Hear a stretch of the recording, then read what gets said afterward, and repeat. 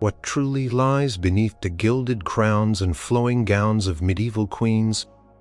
Was it just a life of grace and power, or did ambition, fear, and desire for control sometimes twist their rule into something truly horrifying?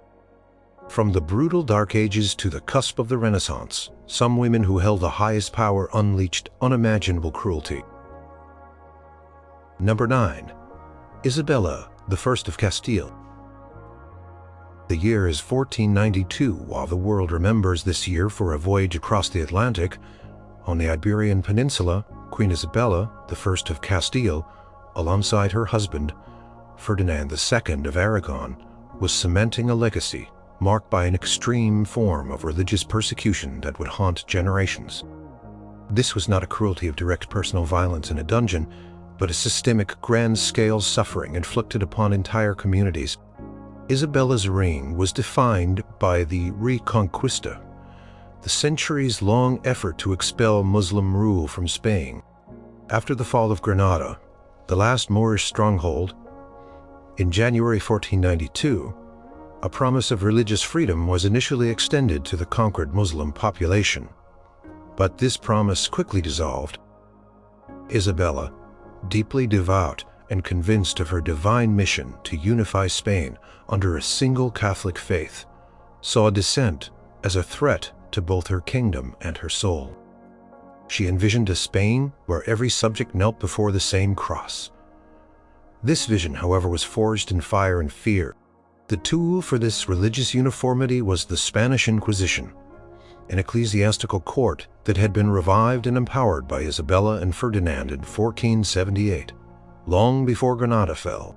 Its purpose was to identify and punish heresy, particularly among conversos Jews who had converted to Christianity and Moriscos, Muslims who had converted. Despite their conversions, many were suspected of secretly practicing their old faiths. Isabella, convinced of the necessity of the Inquisition to purify the souls of her subjects and protect the kingdom from divine wrath, lent it her full and unwavering support.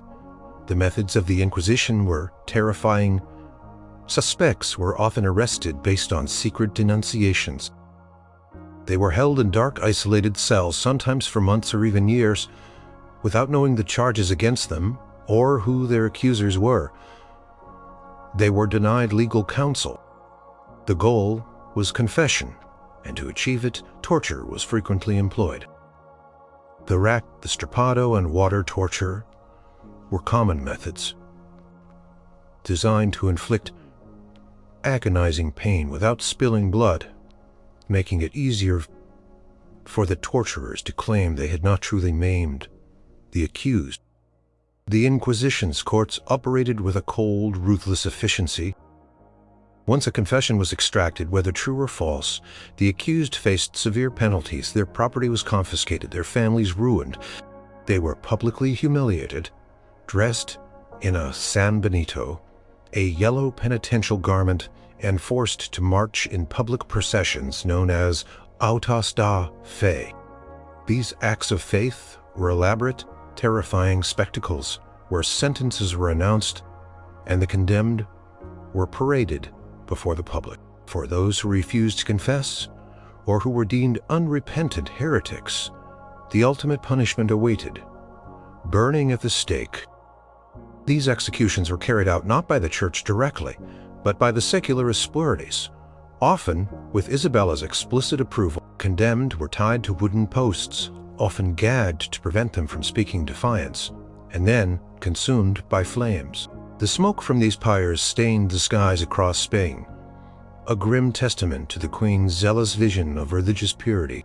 Contemporary accounts describe Isabella and Ferdinand attending these events, often from a distance, but their presence underscored the state's full backing of these brutal acts. Cruelty of Isabella's policies extended beyond torture and execution. In March 1492, just months after the fall of Granada, Isabella and Ferdinand issued the Alhambra Decree, ordering the expulsion of all Jews from their kingdoms. Jews were given just 4 months to convert to Christianity or leave Spain. They were forbidden from taking any gold, silver, or coined money with them. This meant that families who had lived in Spain for centuries were forced to abandon their homes, their livelihoods, and their heritage, often leaving with only what they could carry and selling their possessions for a pittance. Tens of thousands of Jews, perhaps as many as 200,000, were forced to embark on perilous journey. Many died of disease, starvation, or pirate attacks while trying to find new homes in Portugal, North Africa, the Ottoman Empire, or other parts of Europe. Their vibrant communities, which had contributed immensely to Spanish culture, science, and economy, were shattered. The Queen's decision, rooted in a deep-seated belief that Jewish influence corrupted the faith of her Christian subjects, led to immense human suffering and a significant cultural loss for Spain. Later, the same fate began to be imposed on the Muslim population. While initial promises after Granada's fall allowed Muslims to retain their religion, these were systematically eroded.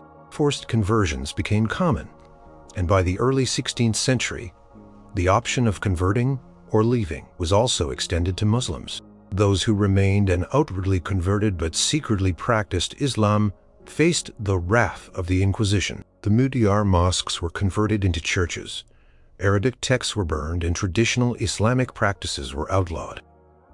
Chronicles of the era, though often written by those who supported the monarchy and the church, still paint a picture of a relentless campaign. The records of the Inquisition itself painstakingly kept detail thousands of trials, condemnations, and executions. They show a system designed to instill terror and enforce conformity, all under the patronage of a queen who believed she was acting in God's name. Isabella's actions, driven by a fervent religious conviction, led to the destruction of entire communities, the brutalization of countless individuals through torture and public execution, and the forced displacement of hundreds of thousands more. Her cruelty was not the impulsive rage of a tyrant, but the calculated, unwavering implementation of a policy that sought to purify her kingdom, no matter the human cost. For her, the unity of faith was paramount, and any deviation was a disease to be eradicated violently if necessary. The legacy of pain from her policies endured for centuries. Number 8. Margaret of Anjou. The 15th century in England was not a period of gentle governance, but a time of brutal civil strife, known as the Wars of the Roses. At the heart of this conflict was Margaret of Anjou, queen consort to the weak King Henry VI. Margaret was no meek royal wife. She was a formidable, relentless political and military leader who earned a reputation for extreme ruthlessness in her desperate fight to secure her son's inheritance and the Lancastrian claim to the throne. Her cruelty was primarily political and military, enacted through unforgiving decisions and a lack of mercy on the battlefield, which contributed significantly to the widespread devastation. Margaret arrived in England from France in 1445, a young woman accustomed to a more centralized monarchy. She quickly found herself immersed in the chaotic world of English politics, where powerful noble families vied for influence. When her husband, King Henry VI, began to suffer from bouts of mental illness, plunging him into catatonia and rendering him incapable of rule, Margaret stepped into the vacuum. She became the de facto head of the Lancastrian faction, fiercely defending her son Edward, Prince of Wales, against the rival House of York, led by Richard, Duke of York. The articles of the charge against the Queen, presented by the Yorkists, accused her of usurping royal authority and being an overbearing influence on the king. While biased, they highlight her aggressive pursuit of power. Her determination quickly morphed into an uncompromising stance against any perceived threat to her family's rule. One of the defining moments of her cruelty came after the Battle of Wakefield in December 1460. Margaret's forces, composed largely of northern levies, decisively defeated the Yorkist army. Richard, Duke of York, the father of the future King Edward IV, was killed in the battle. But Margaret's vengeance did not stop there. Richard's head, along with those of his son Edmund, Earl of Rutland, and his brother-in-law, Richard Neville, Earl of Salisbury, were impaled on stakes and displayed on the gates of York. Richard of York was famously adorned with a paper crown, mocking his royal ambitions. This was a direct, brutal act of political humiliation and terror, sanctioned if not directly ordered by Margaret herself. It sent a clear message: oppose the Queen and suffer a gruesome end even in death. Her actions at the Second Battle of St. Albans in February 1461 further solidified her reputation. After her victory, Margaret's army, which included many rough and undisciplined northerners, pillaged and ransacked the town. Contemporary chronicles, such as the Paston Letters and the Chronicle of the Grey Friars of London, describe widespread looting, violence, and destruction. While soldiers often looted after battles, the scale and Margaret's perceived indifference to it were notable. She was seen as failing to restrain her troops, allowing them to inflict suffering on civilians, effectively using terror as a weapon. Following this victory, Margaret's forces captured Sir John Wenlock, a Lancastrian, who had switched allegiance to the Yorkists. Instead of offering clemency, she ordered him beheaded, a swift and unforgiving punishment for perceived betrayal.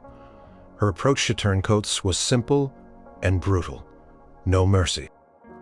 Perhaps the most infamous display of her political cruelty involved her son Edward, Prince of Wales. After the Battle of Towton in 1461, a devastating Yorkist victory that sent Margaret and Henry into exile, the Lancastrian cause seemed lost, yet Margaret refused to give up. She spent years in France, tirelessly raising funds and support, even mortgaging her jewels. Her commitment to her son's claim was absolute, overshadowing any concern for the peace and stability of England. This protracted struggle meant continuous bloodshed and devastation for the common people caught between the warring factions. In 1471, Margaret returned to England for one final push. Her hopes rested on a desperate alliance with her former enemy, Richard Neville, Earl of Warwick, who had now fallen out with Edward IV. Following the Battle of Tewkesbury, the final major battle of the Wars of the Roses, Margaret's son, Prince Edward, was killed. There are conflicting accounts of his death, some suggesting he was cut down during the rout, others that he was captured and then summarily executed. One particularly brutal account recorded by the chronicler Edward Hall suggests that after his capture, Edward was brought before Edward IV, who asked him why he had taken up arms against him. When the prince answered defiantly, Edward IV struck him with his gauntlet, and then his brothers and other lords fell upon the young prince and stabbed him to death. While Margaret was not physically present at this specific act, her lifelong unforgiving campaign for the throne, her refusal to accept defeat, created the circumstances for such a brutal end for her son and countless others. Margaret's political ruthlessness extended to her enemies captured in battle. After defeats, Lancastrian commanders under Margaret's influence often ordered the execution of captured Yorkist nobles and knights rather than holding them for ransom, which was a common practice. This hardened approach escalated the violence of the war, making it a conflict of annihilation rather than negotiation.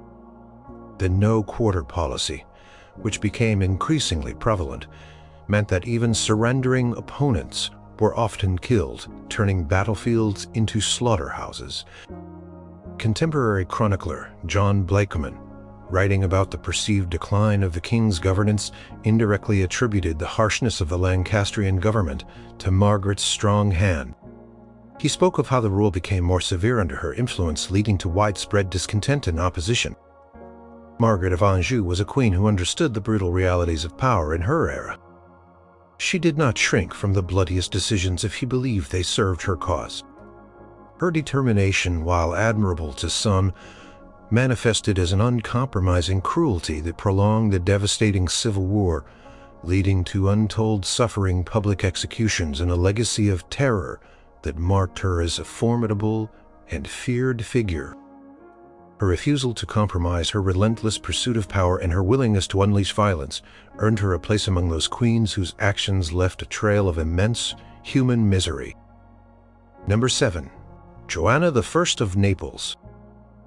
In the chaotic tapestry of 14th century southern Italy, Queen Joanna I of Naples reigned for nearly 40 years, a period marked by relentless political intrigue, shifting loyalties, accusations of murder, and brutal vengeance. Her long reign, spanning from 1343 to 1382, was a testament to her tenacity in a cutthroat world, but it was also steeped in a darkness that gave her a reputation for extreme cruelty, beginning with the suspicious death of her first husband and spiraling into a series of deadly conflicts and ruthless decisions. Joanna ascended to the throne as a teenager, married to her cousin Andrew of Hungary, a member of the powerful Angevin dynasty. Their union was troubled from the start. Andrew was crude and ambitious, eager to be crowned king in his own right, which would diminish Joanna's power.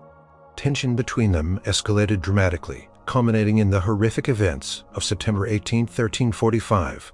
On that fateful night, Andrew was brutally murdered. The young couple was staying at Avarsa near Naples. Andrew retired early. Later, he was roused from his bed, seized by a group of conspirators, and dragged to a window. A rope was placed around his neck, and he was strangled and thrown from the window. Some accounts suggest he was then finished off by those below. The body was discovered. The next morning, the immediate suspicion fell upon Joanna. She was known to dislike her husband, and she benefited directly from his death, consolidating her power as sole ruler. While she publicly expressed grief, many, including Andrew's furious brother, King Louis I of Hungary, were convinced of her complicity. Louis immediately accused her of orchestrating the murder, calling her the Queen of the Murders and promising to avenge his brother. The chronicles of Domenico de Gravina and others of the time described the horror of Andrew's death and the swift, brutal vengeance taken by Louis of Hungary. Louis launched an invasion of Naples, determined to punish those responsible. His forces swept through the kingdom, and he personally oversaw the torture and execution of numerous Neapolitan nobles and servants suspected of involvement in Andrew's assassination. Louis subjected several high-ranking courtiers, including Charles of Durazzo, a cousin of Joanna's, who was complicit in the murder, to excruciating tortures before their deaths. One notable figure, Friar Robert, Andrew's former tutor, was thrown from a castle window in a macabre reenactment of Andrew's own demise. Joanna herself fled Naples, seeking refuge in Provence. While she was never formally convicted of the murder by a court, the cloud of suspicion never truly lifted. Her hasty remarriage just months after Andrew's death to Louis of Taranto, another cousin and potential co-conspirator, only fueled the rumors and accusations. This series of events painted a picture of a queen capable of sanctioning the most heinous acts to secure her position. Her reign continued to be a maelstrom of political machinations and violence. Joanna was involved in multiple conflicts with various factions and rivals throughout her long rule. She faced numerous challenges to her throne, often leading to armed conflict and the brutal suppression of opposition. Her political maneuvering often involved alliances that quickly turned into betrayals, leading to cycles of revenge. One significant instance of her ruthlessness involved her dealings with the wealthy and powerful de Trigno family. When a member of the family, Francesco de Quino, rebelled against her authority, Joanna ordered his immediate capture and severe punishment.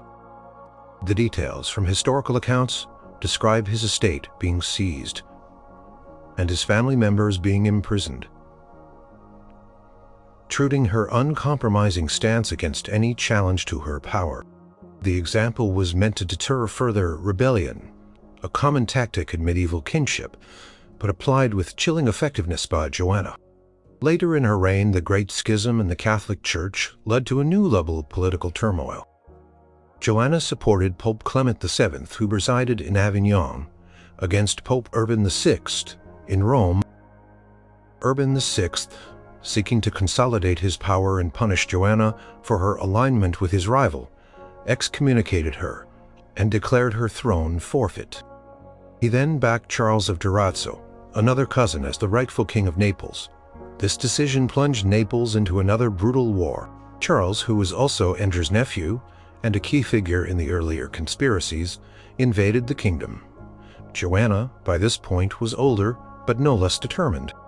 She raised armies and resisted, but ultimately her forces were overwhelmed. In 1381, Charles captured Naples and imprisoned Joanna in the Castel dell'Ovo, a fortress overlooking the bay. Her end was as violent as the beginning of her reign. In May 1382, by order of Charles of Durazzo, Joanna I was smothered to death with a silken cushion in the very castle where she was held prisoner.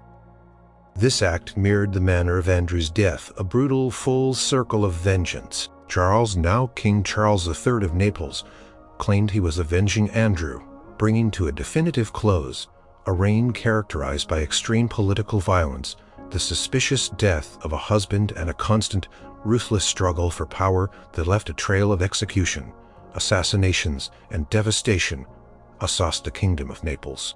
Joanna's story is a vivid illustration of the brutal realities of power and survival in the medieval world, where extreme measures were often seen as necessary for a queen to maintain her crown. Number 6. Isabella of France. Known to history as the She-Wolf of France, Isabella, Queen of England and wife of King Edward II, stands as a figure of chilling determination, whose actions led to the deposition and likely the gruesome murder. Her story is a dramatic saga of betrayal, vengeance, and a ruthless pursuit of power that sent shockwaves across Europe. In the early 14th century, Isabella arrived in England in 1308, a beautiful and spirited young woman, daughter of the formidable King Philip IV of France. Her marriage to Edward II was meant to solidify peace between the two kingdoms. However, the royal couple's relationship quickly soured. Edward, widely perceived as ineffective and more interested in the company of male favorites than in governing, or his queen, increasingly alienated his nobility and his wife. His favoritism towards Piers Gaveston, and later Hugh Despenser the Younger, enraged the barons and left Isabella feeling neglected and humiliated. The Despensers, father and son, gained immense power and wealth under Edward, effectively controlling the king and dominating the kingdom. They were arrogant, greedy, and ruthless, earning the hatred of almost everyone, including Isabella. Her lands and income were curtailed, and her own children were taken from her influence. Chronicles of the time, including the Brut and the Chronicle of Lenorcost, describe Isabella's growing frustration and sense of oppression under the Despensers' sway. By 1325, Isabella's patience had run out. She was sent to France on a diplomatic mission to negotiate a peace treaty with her brother, King Charles IV. This journey proved to be her opportunity for rebellion. In France, she openly defied Edward's commands to return. Instead, she allied herself with Roger Mortimer, a powerful English baron and a sworn enemy of Edward and the Despensers, who had escaped from the Tower of London. Their alliance was not merely political. It became an infamous affair. Isabella and Mortimer began to plot their invasion of England, rallying discontented English exiles and French support. In September 1326, with a small force, they landed in England. Their invasion was met with widespread public support. The English nobility, weary of Edward's misrule and the Despensers' tyranny, flocked to Isabella's banner. The Despensers, realizing the tide had turned, fled. Capture and subsequent treatment of Hugh Despenser the Younger stand as a grim testament to Isabella's vengeful cruelty. Despenser was captured in Hereford and brought before Isabella and Mortimer. Public spectacle of his execution was designed to be agonizing and humiliating. He was accused of tyranny, corruption, and the humiliation of the Queen. Chronicle of Geoffrey le Baker describes how Despenser was condemned without trial. He was dragged through the streets enduring public jeering. Then he was hanged on a G-gallows 50 feet high, symbolizing his perceived treachery. Before he died, he was cut down, his body disemboweled, his entrails burned before his eyes, and his heart cut out. Finally, his body was quartered, and the pieces sent to various towns as a warning. This was an exceptionally brutal form of execution, not uncommon for traitors, But Isabella's clear approval and orchestration of it, along with Mortimer, revealed a queen consumed by a desire for retribution. Old Hugh Despenser, the father, suffered a similar fate. The swift and merciless dismantling of the Despenser regime underscored Isabella's ferocious vindictiveness. With the Despensers gone, Edward II was captured. Isabella and Mortimer moved quickly to depose him. In January 1327, Parliament was convened, and Edward II was formally dethroned, with his young son Edward III proclaimed king. The deposition of a reigning monarch was an unprecedented act, demonstrating Isabella's profound influence and the extent of her control over the English political landscape. However, Edward II's continued existence, even in captivity, posed a threat to Isabella and Mortimer's power. Precise details of his death are shrouded in secrecy and macabre legend, but the generally accepted account points to a brutal, deliberate murder orchestrated by Isabella and Mortimer. Edward was moved from prison to prison, each time to a more remote and secure location. In September 1327, while imprisoned in Berkeley Castle, he died. The official story was that he died of natural causes. However, the chronicler Thomas More, writing later but drawing on earlier sources, described a horrifying method of assassination to avoid leaving any outward marks that would betray the murder. Edward was reportedly held down while a red-hot poker or spit was inserted into his anus, burning his internal organ. This agonizing method was designed to leave no external sign of violence, making it appear as if he had died of internal illness. While the exact details are debated among historians, the consensus remains that he was murdered on the orders of Isabella and Mortimer. Cruelty of this act was not just the killing itself, but the torturous manner designed to inflict maximum pain while maintaining a veneer of deniability. Isabella and Mortimer ruled as regents for the young Edward III. Their rule, however, became increasingly unpopular as they accumulated wealth and power, replicating some of the very excesses they had condemned in the Despensers. The young King Edward III, chafing under their control, launched a coup in 1330. Roger Mortimer was captured, summarily tried for treason and hanged. Isabella was spared execution due to her royal status and her son's intervention, but she was confined to comfortable house arrest for the rest of her life, living out her days in disgrace. Isabella of France's reign as queen and regent was a tempest of personal and political cruelty. Her relentless pursuit of revenge against her husband's favorites and ultimately against her husband himself, culminating in his horrific death, left an indelible mark on English history. Her transformation from a neglected queen to a vengeful, all-powerful she-wolf demonstrated a terrifying capacity for ruthless action and an unforgiving spirit, making her one of the most chilling figures to sit on the medieval throne. Number 5. Olga of Kiev. Tale of Olga, regent of Kiev and Rus in the 10th century, is not one of subtle political maneuvering, but of swift, brutal, and utterly comprehensive revenge. Her actions, recorded in the primary chronicle or tale of bygone years, transformed her from a grieving widow into a fearsome figure of vengeance, leaving a trail of death and destruction that solidified her power and earned her a place among history's most terrifyingly cruel queens. Olga was married to Igor of Kiev, a ruler who sought to expand his territory and collect tribute from the neighboring Slavic tribes.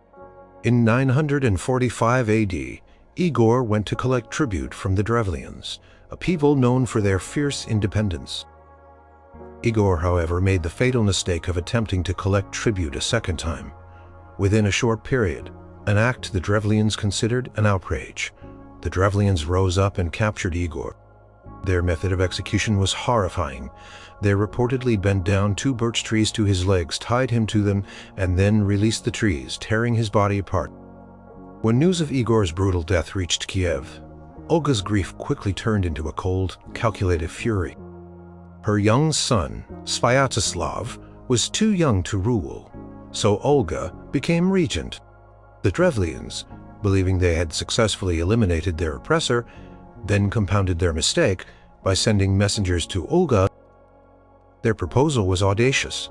They wished for Olga to marry their Prince Mal, believing this would bring their lands under Drevlian control and prevent further retribution. What followed were 4 separate, meticulously planned acts of extreme vengeance, each more cunning and brutal than the last, meticulously detailed in the primary chronicle. The first vengeance, buried alive. When the Drevlian envoys arrived in Kiev, 20 of their most distinguished men, Olga feigned hospitality. She commanded them to be placed in their boats and carried on the shoulders of her servants, declaring that she would honor them greatly. The Drevlians, delighted by this apparent deference, agreed. However, instead of being carried to the palace, they were carried to a pre-dug pit. Olga then ordered that the pit be filled in, burying the Drevlian envoys alive along with their boats. Chronicler notes that they perished in terrible torment. This was a shocking and immediate display of Olga's unyielding wrath. The second vengeance burned in a bathhouse. Unaware of the fate of the first group, the Drevlians sent a second, larger delegation of nobles to Olga, still hoping to arrange the marriage. Olga again feigned a warm welcome. She invited them to purify themselves in a bathhouse, a traditional gesture of hospitality.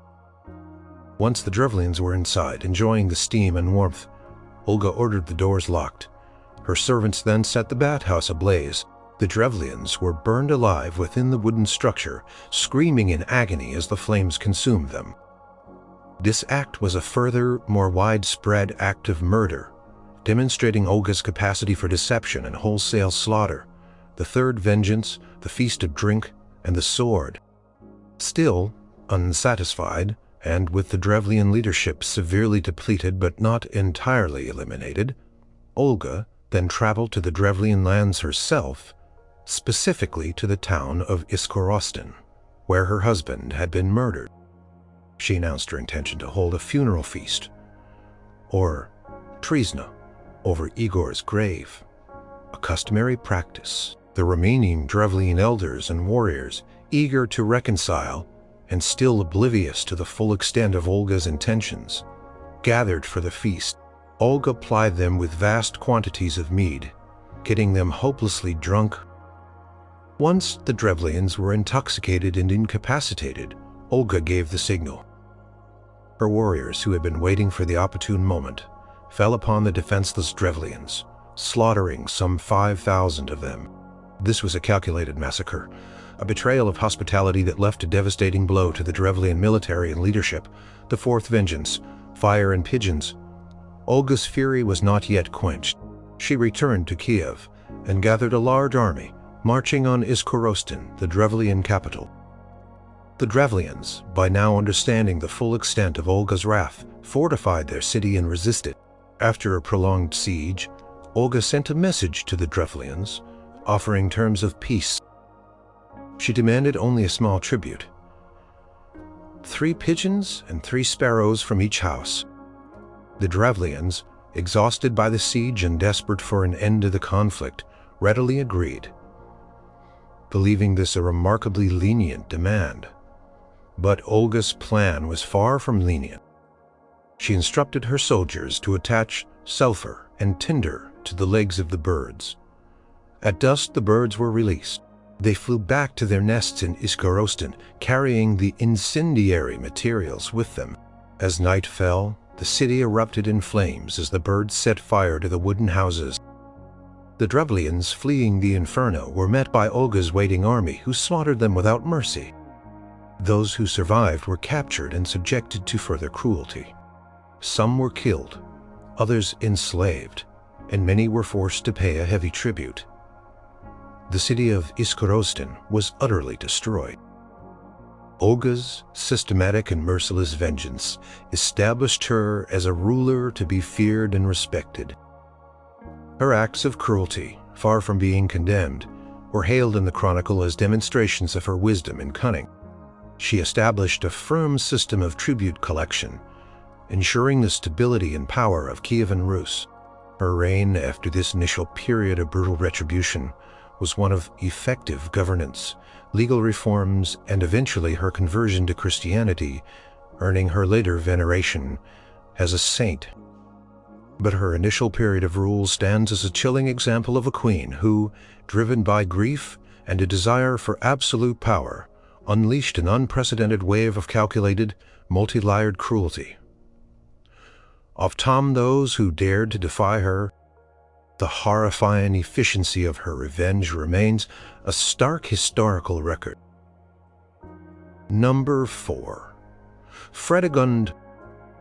In the annals of Merovingian Francia, the late 6th century was a blood-soaked stage dominated by two formidable and utterly ruthless queens, Brunhilda of Austrasia and Fredagund, Queen of Neustria, while Brunhilda's cruelty was undeniable. Fredagund was her rival's dark mirror, a woman whose relentless ambition and unquenchable thirst for power led her to orchestrate a rage. Fredagund began her life in obscurity. Possibly a servant in the household of King Chilperic, the first of Neustria, her rise to power was a testament to her cunning and lack of scruple. She quickly captivated Chilperic, pushing aside his first wife and then more brutally his second wife, Queen Galswinthe. Galswinthe was Brunhilda's sister, making their rivalry not just political but deeply personal and soaked in family blood.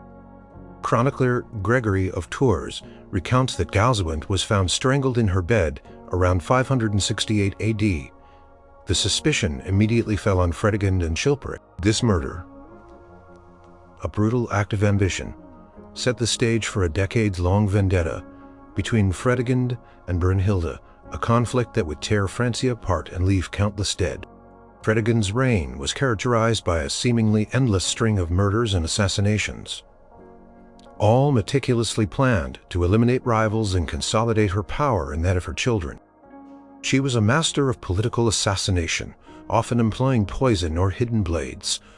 One of her primary targets was Brunhilda and her children, Chilperic and Brunhilda's brother, King Sigibert, the first of Austrasia, plunged into war over Galswinthe's murder. When Sigibert was murdered by two assassins hired by Fredagund in 575 AD, his death left Brunhilda a widow and their kingdom in turmoil. This act of violence, a calculated removal of a powerful king, allowed Fredagund and Chilperic to seize vast territories and weaken their rival's position. Even within her own family, Fredagund showed no mercy. She viewed her own stepchildren as threats to her biological children's inheritance. Merovesh, one of Chilperic's sons from a previous marriage, was a young man with a rebellious spirit. Fredagund saw him as a rival to her own sons. When Merovesh sought refuge with Brunhilda and married a nun, Fredagund saw this as a deliberate defiance. Merovesh was captured. While the accounts vary, many suggest Fredagund orchestrated his death, presenting it as a suicide or a justified execution. Another stepson, Clovis, also disappeared under suspicious circumstances. Clovis was accused of being involved with sorcery and poisoning. Fredagund had him tortured. Gregory of Tours describes how Clovis was cruelly beaten, then stabbed to death and his body secretly buried. This systematic elimination of her stepchildren left no doubt about Fredagund's ruthless determination to secure the succession for her own offspring. Her cruelty extended beyond the royal court. Fredagund was known for her willingness to use violence to punish even minor infractions or perceived slights. Chronicler reports that she once ordered the severe beating of her own daughter, Regunth, after a dispute over a treasure chest. Regunth was reportedly dragged through the house by her hair and beaten. On another occasion, she is said to have thrown her daughter into a chest, attempting to crush her to death, a display of shocking rage even towards her own child. Fredagund's methods were often insidious. She employed spies, informers, and assassins, turning the Neustrian court into a place of constant fear and suspicion. If anyone was deemed a threat or a nuisance, they would mysteriously fall ill or disappear. Bishops, nobles, and courtiers who opposed her or simply got in her way were targeted. For example, she orchestrated the assassination of Bishop Praetextatus of Rouen, a critic of hers, in 586 AD. She had him stabbed in his own church. When the murderers were caught, she attempted to bribe them into silence, and then had them eliminated to cover her tracks. Her ruthlessness was not just about maintaining power. It was also about vengeance. She bore grudges and pursued them relentlessly. When King Guntram of Burgundy, another Merovingian ruler, offered protection to some of her enemies, Fredagund sent assassins to try and kill him multiple times. These attempts, though unsuccessful, underscored her willingness to commit regicide against other powerful kings. Even as her own family suffered, Fredagund remained unyielding. Her favored son, Theodoric, died young, and she lost several other children to illness. Despite these personal tragedies, her ambition and ruthlessness did not wane. She dedicated her life to ensuring that her youngest and only surviving son, Clothar II, would secure the throne. Fredagund's reign of terror eventually ended with her death in 597 AD. Likely from natural causes. She avoided the violent end that befell so many of her victims, and even her long-standing rival, Brunhilda. But her legacy was one of profound cruelty. A queen who poisoned her way to power, murdered her rivals, eliminated her stepchildren, and fostered an atmosphere of fear and suspicion. She was a master of the deadly art of political assassination, leaving an enduring mark on the early medieval period as a chilling example of unrestrained ambition and relentless violence. Number 3. Brunhilda of Austrasia. If Fredagund was the dark shadow haunting the Merovingian court, then Brunhilda, Queen of Austrasia, was the tempest that raged across Francia for half a century. A Visigothic princess, Brunhilda arrived in Francia in 566 AD to marry King Sigebert I of Austrasia.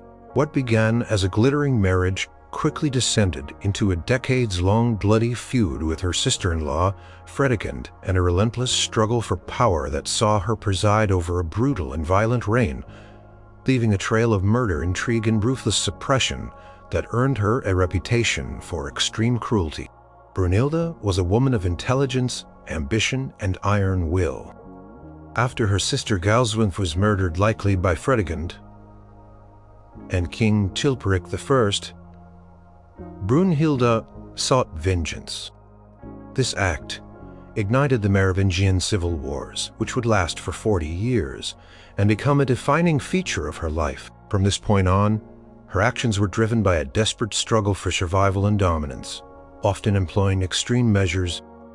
When her husband Sigebert was assassinated by agents of Fredagund in 575 AD, Brunhilda was left vulnerable, a foreign queen regent for her young son Childebert II. She faced constant threats from ambitious nobles and her relentless rival to survive. Brunhilda became as ruthless as her enemies. She purged the Austrasian nobility who opposed her, had her enemies tortured and executed, and never forgave a slight. The History of the Franks, by Gregory of Tours, although sometimes critical of her later actions, details her early struggles and her emergence as a formidable political operator. Her cruelty escalated as she manipulated her grandson, Theodebert II of Austrasia, and then later his brother, Theodoric II of Burgundy, constantly warring with them, attempting to control their kingdom. When they resisted her influence, she turned on them with brutal efficiency. One of the most horrific aspects of Brunhilda's rule was her relentless pursuit of absolute power, often at the expense of her own family. She was determined to ensure her descendants ruled, and she would eliminate anyone who stood in their way. Or her own. Consider the fate of her grandson, Theodebert II. By the early 7th century, Brunhilda was a powerful and aged queen, but her thirst for control had not diminished. She exerted immense influence over her younger grandsons. However, Theodebert eventually grew tired of her meddling and began to defy her. Brunhilda, enraged by this defiance, orchestrated a war against him. She incited Theodoric, her other grandson, to attack his brother. Theodoric defeated Theodebert in 2 bloody battles, Tolbiac and Zolpich. After Theodebert's defeat, Brunhilda showed no mercy. Brunhilda reportedly had him tonsured, forced into a monastery, and then shortly thereafter had him murdered. His young son, her great-grandson, was also killed. This was a calculated and brutal act of eliminating her own family members to ensure her control over the kingdom's killing of her own grandson, a king, and his son left a chilling impression, demonstrating her profound cruelty and determination to stamp out any challenge to her authority. Her treatment of other nobles and ecclesiastics was equally ruthless. Those who opposed her or questioned her power were often imprisoned, tortured, or executed. She is documented to have fallen out with powerful bishops, including Desiderius of Vienne, whom she despised for criticizing her and her court. She plotted against him and eventually had him ambushed and stoned to death. This act of violence against a man of God further cemented her reputation for being utterly without mercy. Chronicle of Fredagund, a later but highly detailed source, paints a picture of Brunhilda as a tyrant, obsessed with power. It recounts how she brutally punished those who dared to defy her. She levied heavy taxes, seizing wealth from the populace and the church, and used the funds to raise armies and pursue her incessant wars. Her agents were known for their harshness, extorting wealth and inflicting violence upon anyone who resisted. Her final downfall was as brutal as her life. In 613 AD, Brunhilda, now in her late 70s, found herself abandoned by her last remaining supporters and betrayed by the Austrasian nobility who had grown weary of her tyrannical rule. She was captured by her old rival Fredagund's son, King Clothar II of Neustria. Clothar, who had grown up hearing tales of Brunhilda's cruelty, held her responsible for the deaths of many of his relatives and countless nobles. He subjected her to a public spectacle of vengeance that was truly horrific. According to the Chronicle of Fredagund, Brunhilda was put on trial, accused of orchestrating the deaths of 10 Frankish kings, including her own grandsons and a great-grandson. After 3 days of torture, she was put on a camel and paraded through the army, enduring insults and humiliation. Then she was tied by one leg, one arm, and her hair to the tail of an unbroken horse which dragged her across the ground, tearing her apart. Her mangled remains were then burned and her ashes scattered.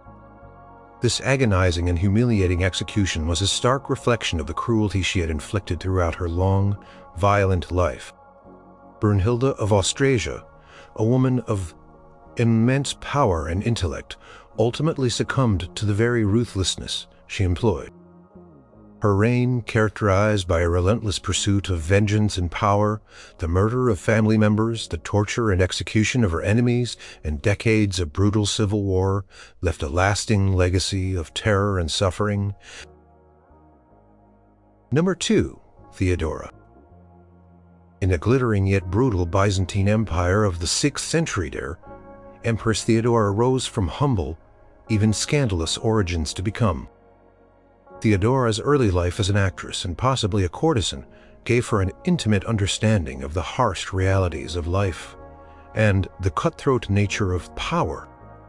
This background, often whispered about by her detractors, hardened her and instilled in her a fierce determination to never again be vulnerable. Once married to Justinian and elevated to empress, she became his equal in power and arguably his superior in cunning and ruthlessness. The Secret History by Procopius, though deeply biased and venomous, provides many of the shocking anecdotes about her cruelty, even if exaggerated. Her most infamous display of cruelty and unyielding will occurred during the Nika riots of 532 AD. This began as a clash between rival chariot racing factions, the Blues and the Greens, but quickly escalated into a full-scale rebellion that consumed Constantinople. For 5 days, the city was ablaze, and the mob, shouting, "Nika, victory," threatened to depose Justinian. The situation became so desperate that Justinian and his advisors were preparing to flee, the capital abandoning their throne. It was Theodora who, in a powerful and chilling speech, prevented their flight. Consider whether, when you have escaped to a place of security, you would not gladly exchange this safety for death. Her words shamed and emboldened Justinian and his court. She advocated for remaining and crushing the rebellion no matter the costing human lives. What followed was a brutal and systematic suppression of the riots.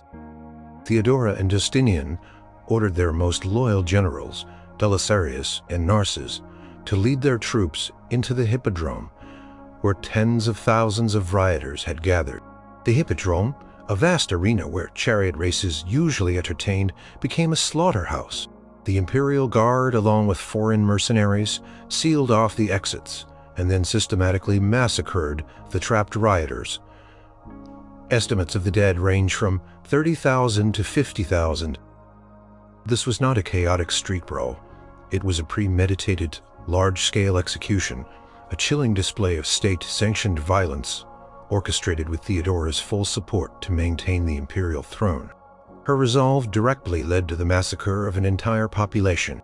Beyond this singular event, Theodora's cruelty manifested in her political machinations and her treatment of rivals and enemies. She was known for her vindictiveness. Procopius, despite his bias, details many instances where Theodora allegedly used her power to destroy those who offended her or stood in her way. For instance, her ruthless treatment of John the Cappadocian, Justinian's powerful and corrupt praetorian prefect. John was immensely wealthy and influential, but he was also Theodora's rival. Theodora set a trap for him, using one of her ladies-in-waiting, Antonina, Belisarius' wife, to lure him into a conspiracy against Justinian. John was caught, stripped of his wealth and rank, and exiled. He suffered immense hardship living in poverty. While the exact details are colored by Procopius's hatred, the outcome demonstrates Theodora's ability to orchestrate the complete ruin of a powerful man, patiently and cunningly, for her own political end. Theodora also played a significant role in religious policy, often with a heavy hand. She was a staunch supporter of Miaphysitism, a Christian doctrine that differed from the Chalcedonian orthodoxy championed by some in the church. She used her imperial authority to protect Miaphysite bishops and punish those who opposed them. Bishops who disagreed with her theological leanings found themselves exiled, imprisoned, or replaced. One notable example is the persecution of Pope Silverius, who was deposed and exiled to an island where he died of harsh treatment, likely orchestrated by Theodora, who sought to install a more compliant pope.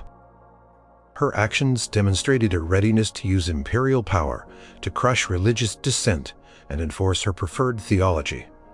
Regardless of the suffering it caused, her imperial court was a place where fear often reigned. Theodora had a network of informers and spies. Anyone suspected of plotting against the empress or emperor, or even of merely speaking ill of them, could face swift and brutal retribution. Confiscation of property, imprisonment, torture, and forced exile were common punishments.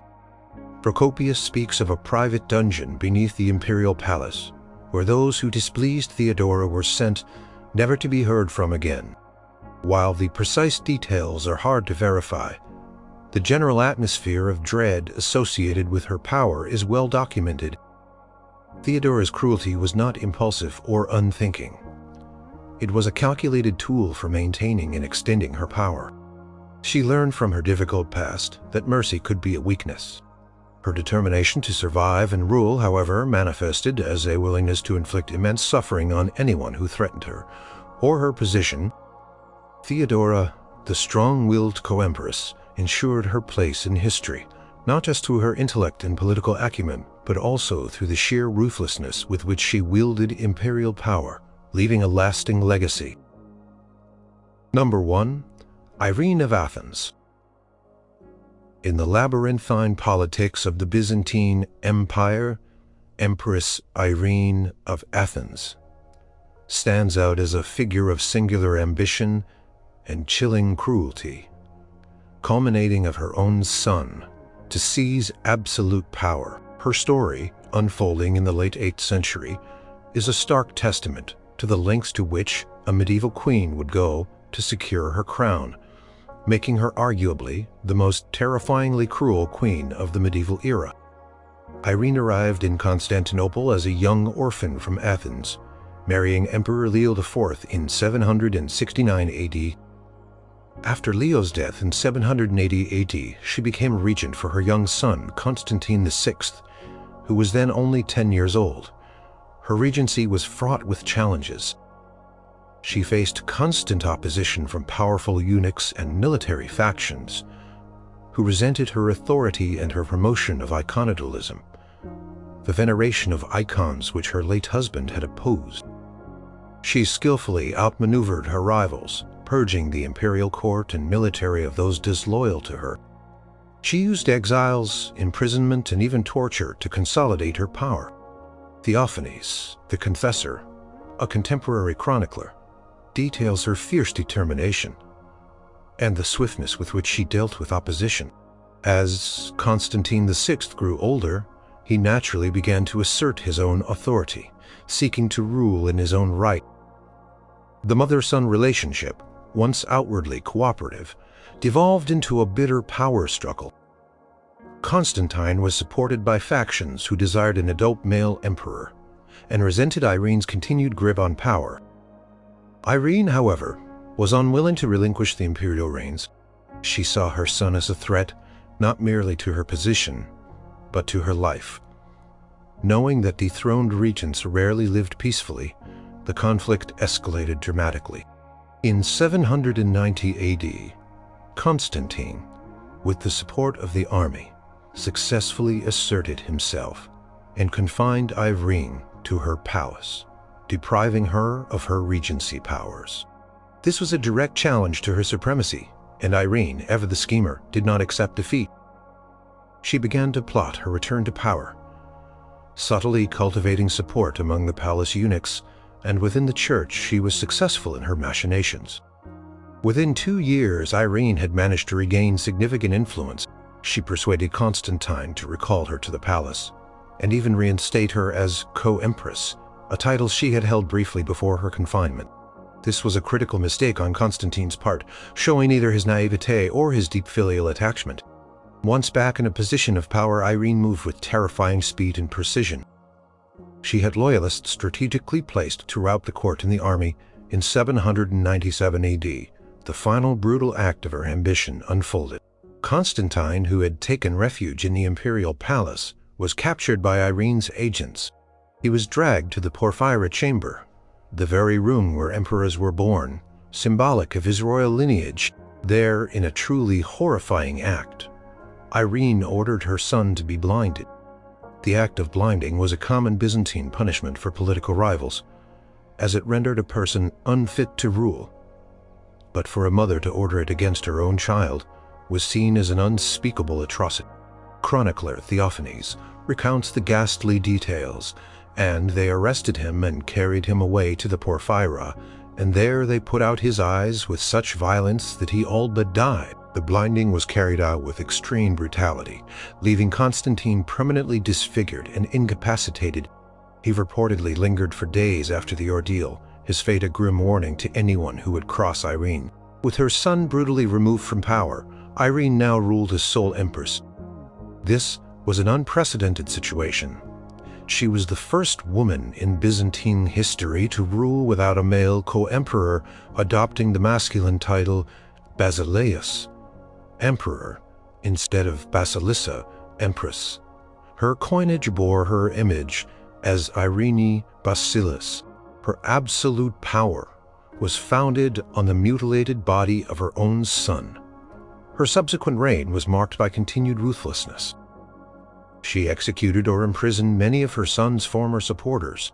Her political decisions, including her negotiations with Charlemagne, were often driven by her relentless pursuit of dynastic security and personal glory.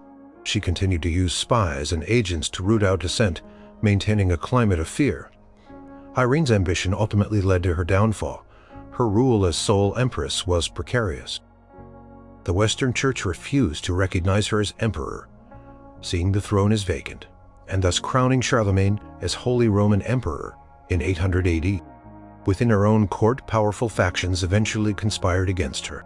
In 802 AD, a coup led by the finance minister Nikephoros deposed her. Irene was exiled to the island of Lesbos, where she was stripped of all her wealth and forced to spin for a living. She died less than a year later, in 803 AD. A lonely end for a woman who had committed such a monstrous act for power. Irene of Athens stands as the ultimate example of a medieval queen driven by extreme cruelty. Her cold calculation, her willingness to sacrifice her own flesh and blood for the imperial throne, and the sheer horror of her method of usurping power cemented her place as a figure whose name is synonymous with the darkest extremes of royal ambition